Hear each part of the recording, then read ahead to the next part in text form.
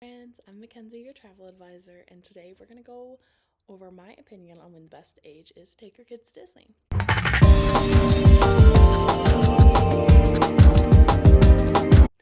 So, I've seen a lot of questions on the internet recently regarding when to take kids on a Disney vacation.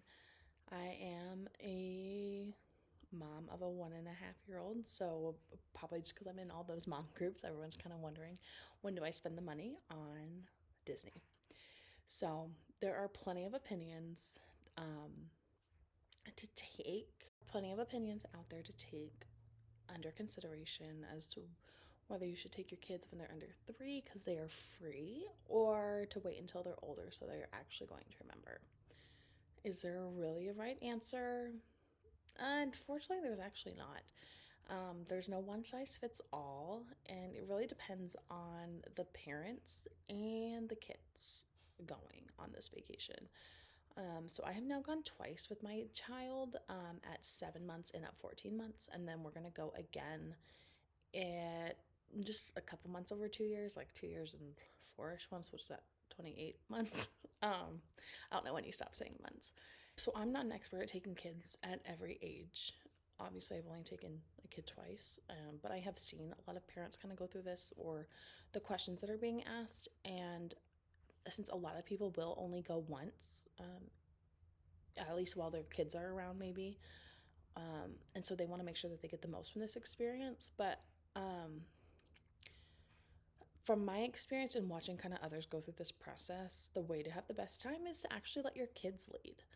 Um, yes, you are going to have probably some things that you want to get done, but also your kids are going to be the ones that are determining whether you need to go back for a nap or you need to eat. They are kind of the steering wheel behind the whole thing, and they're directing you on where to go. So if do they need to sleep in, but you had planned to go to rope drop, you're probably gonna be better off letting them sleep in, even though you may get some more things done in the morning. They're gonna have a better time if you actually let them sleep because there is no tired like a Disney tired. I can tell you that.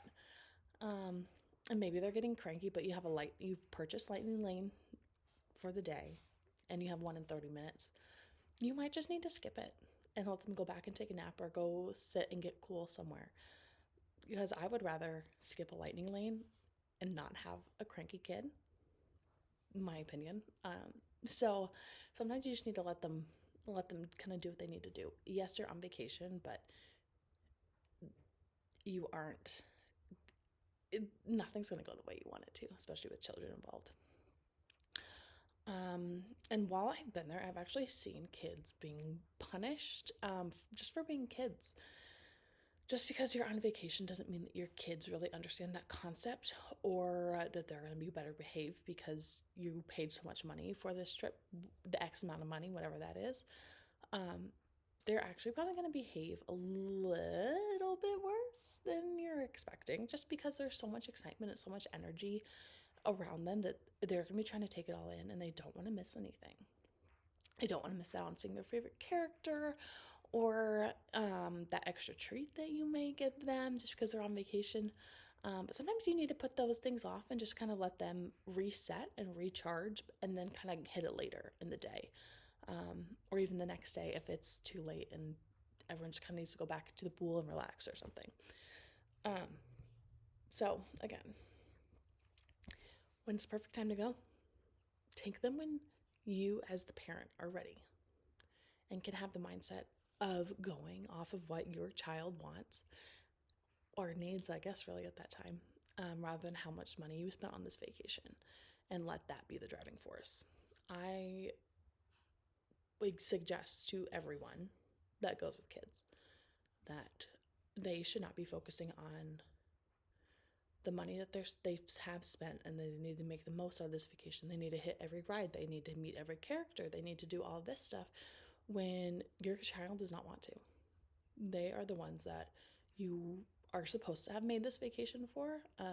Even if they can't remember it, you're going to remember it. And do you want to remember the good times or do you want to remember them throwing fits every 5 minutes because they really just need a nap, but you didn't want to go back and take a nap? Because even if you take kids when they're teenagers, you're still not going to be able to get everything done that you wanted to or that you had planned to if you make it all about getting everything done at one time. There's not enough hours in the day or a vacation really long enough to make sure you do everything at those parks. There is way too much and way too much changing all the time. But whatever age you take them, whether it's going to be 2 years or 12 years, there's going to be plenty to do to fill everyone's time. There are plenty of no height restriction rides that you can carry a baby onto or that your toddler can sit on, and you don't have to be going around saying, okay, well, what can my kid do? And there's not only are there the rides with no height requirements, there's characters to look at, there's shows. There you just walk around the park and just kind of see what's going on, see if they can spot some of their favorite characters or stuff from a movie, or go to the different countries in Epcot. There's plenty of stuff to do no matter the age you take them. There's no perfect age to take your kid to Disney. You take them when you're ready. You take them when your kid is ready. And if you need any help, you know where to find me. Thank you.